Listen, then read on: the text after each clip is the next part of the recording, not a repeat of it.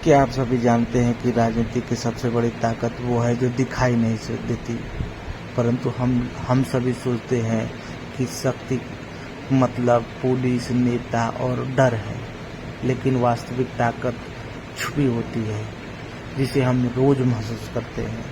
नमस्कार साथियों, आप सभी लोगों का डॉक्टर शिव नॉलेज हब में स्वागत है। आज हम चर्चा करेंगे राजनीति विज्ञान में शक्ति की अवधारणा की। हमेशा की तरह दो काल्पनिक पात्रों अनिल और सुनील के माध्यम से। तो शुरू करते हैं आज की अपनी क्लास। अनिल भी यही सोचता है, इसलिए वो सुनील से पूछता है। पावर सुनते ही मेरे दिमाग में पुलिस, नेता और धमकी की तस्वीर आती है। तो सुनील अनिल को जवाब देता है, पावर शब्द अक्सर शासन, हिंसा, दमन से जोड़ा जाता है, लेकिन राजनीति में यह बहुत ही गहरा एवं व्यापक विचार है।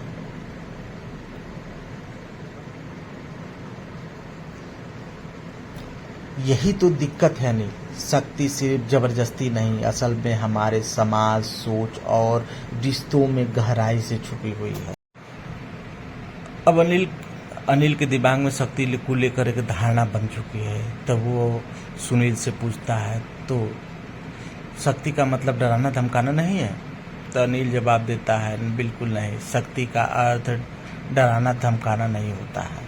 शक्ति का अर्थ है दूसरों के फैसलों, विचारों एवं सोचों को प्रभावित करना।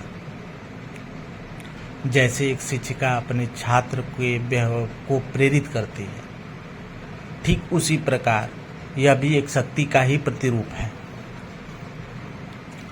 आमतौर पर पावर एक एबिलिटी होती to influence or controlling behaviour to others. दूसरों के व्यवहारों को नियंत्रित या प्रभावित करने की क्षमता को ही हम क्या कहते हैं? शक्ति कहते हैं। Power is. अब सुनील के दिमाग में negative form of power and positive form of power, दो तस्वीरें पावर की बन चुकी हैं। इसी को दिमाग में रखते हुए वो सुनील से पूछता है, अब शक्ति के दो चेहरों के बारे में बताओ। अनिल जो है वो सुनील से पूछता है कि अब शक्ति के इन दो चेहरों के बारे में बताओ, जो पॉजिटिव फॉर्म ऑफ पावर है, negative form of power.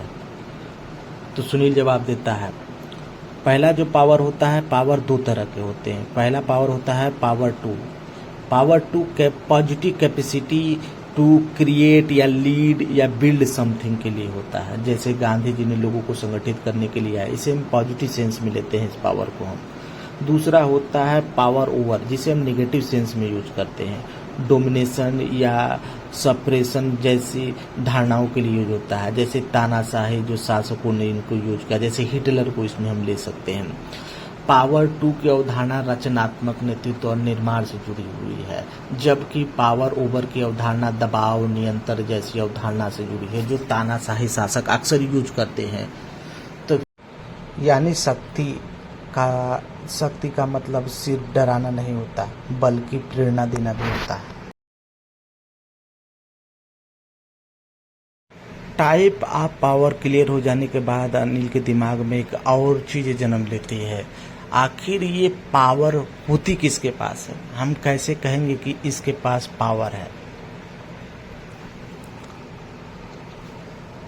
जिज्ञासावश Anil जो है सुनील से पूछता है, अब ये बताओ शक्ति किसके पास होती है? तो सुनील अनिल को जो है जवाब देता है, इस पर तीन प्रमुख विचार हैं। पहला इंडिविजुअल, जिसे रॉबर्ट डहल जैसे विचारक जो है यूज करते हैं। वो कहते हैं पावर जो होता है वो व्यक्ति के पास होता है। दूसरा जो विचारक है अन्ना अरेंट है, जो कहते हैं पावर जनता के पास होती है या पीपुल के पास होती है। पावर का सेंट्रलाइजेशन जो होता है वह पीपुल के अंदर होता है या जनता के अंदर होता है। तीसरी जो धारणा है या विचार है वो मार्क्सियन फिलॉसफी पर बेस है, जो मानती है कि पावर जो है वो एक स्ट्रक्चर में बेस होती है, स्ट्रक्चर के अंदर होती है। जैसे वर्ग हुआ, पूंजी हुआ, जाति व्यवस्था हुई, ये सभी जो स्ट्रक्चर होते हैं इनमें पावर जो है वह समाई होती है। इसी को जो है रॉबर्ट डहल जो है वो इंडिविजुअल में बताते हैं कि इस पावर इंडिविजुअल में बेस होता है। अन्ना अरेंट पीपुल में बताते हैं, जनता में बताते हैं। मार्क्सिस्ट जो है वह स्ट्रक्चर में बताते हैं। कहता है सुनील से, वाह, मतलब शक्ति दिखाई नहीं देती है लेकिन छुपी रहती है।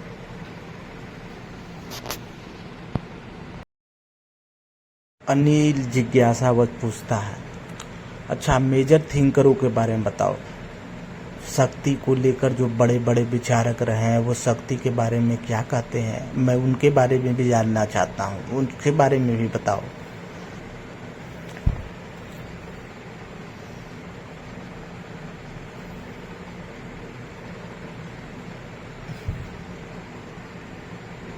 सुनील अनिल को स्टीवन ल्यूस नामक जो विचारक रहे हैं वो पावर के 3 रूप बताते हैं। First, decision making. Second, agenda setting. Third, लोगों की सोच को परिवर्तित या बदलने से या उसको नियंत्रित करने से। स्टीवन ल्यूस जो है शक्ति के 3 रूप बताते हैं। उसके बाद माइकल ओकसाट आते हैं, वो बताते हैं कि शक्ति जो होती है वो संस्थाओं में ज्ञान नियम में रहती है, जैसे स्कूल हुए, अस्पताल हुए, सेनाएं हुए। अर्थात कुल मिलाकर यह कहते हैं कि शक्ति जो होती है वो इंडिविजुअल में पाई जाती है। अन्ना हारेंट वह कहते हैं जब लोग संगठित होकर कार्य करते हैं तब शक्ति उत्पन्न होती है। अर्थात शक्ति जो है वह जनता में वास करती है। CB Macpherson individual passive individualism का कॉन्सेप्ट देते हैं और इसके बताते हैं कि शक्ति जो होती है वह ह्यूमन सेंट्रिक होती है, अर्थात शक्ति जो है वह मानव में वास करती है। अब आते हैं लेजिटिमेसी और अथॉरिटी पर। मैक्स वेबर के लेजिटिमेटी और अथॉरिटी के कॉन्सेप्ट पर। अब अनिल के दिमाग में एक और प्रश्न उत्पन्न होता है, एक बात और, कि नेता की सत्ता कब तक टिकी रहती है। अनिल जो है वो सुनील से पूछता है, ये बताओ कि नेता की सत्ता जो है वो कब तक टिकी रहती है। तो सुनील जो है अनिल को बताता है, मैक्स वेबर कहते हैं कि शक्ति तभी तक टिकी रहती है जब लोग उसे वैध मानते हैं, यानी लोग उस सत्ता को स्वीकृति प्रदान करते हैं, यह सही ठहराते हैं, तब तक जो है एक नेता की सत्ता जो है वह बनी रहती है। मैक्स वे तब पूछता है और वो कैसे तय होता है, तो सुनील कहता है मैक्स वेबर इसके लिए 3 प्रकार बताते हैं या 3 प्राधिकार बताते हैं। फर्स्ट जो होता है वो ट्रेडिशनल अथॉरिटी होती है।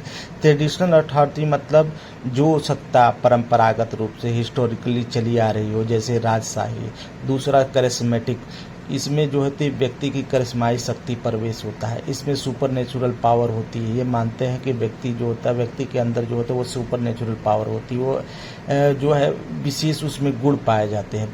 तीसरा जो होता है लीगल रैशनल अथॉरिटी, इसमें जो है सो कानूनी रूप से सत्ता दी गई होती है, रैशनैलिटी पर बेस होती है। ये जो है एक प्रतियोगी परीक्षाओं को पास कर आते हैं। तो इस प्रकार करते हैं कुछ बोनस फैक्ट की। अन्ना हारेंट कहते हैं power is not violence. Michael Foucault कहते हैं कि पावर इज एवरीवेयर। लुइस कहते हैं कि चलिए अब जल्दी से रिवाइज कर लेते हैं आज की क्लास में हमने क्या क्या पढ़ा। तो सबसे पहले हमने पावर के मीनिंग को देखा। पावर मीन्स इन्फ्लुएंस या कंट्रोल है। सेकेंड, मेजर थिंकरों को हमने देखा, जिसमें जो है लुइस रहे, अन्ना हारेंट रहे, माइकल फुकॉल्ट रहे, मैक्स वेबर रहे, सीबी मैकफर्सन रहे। और हमने पावर के यूज को देखा, गुड एंड कंट्रोल के सेंस में, पॉजिटिव एंड नेगेटिव।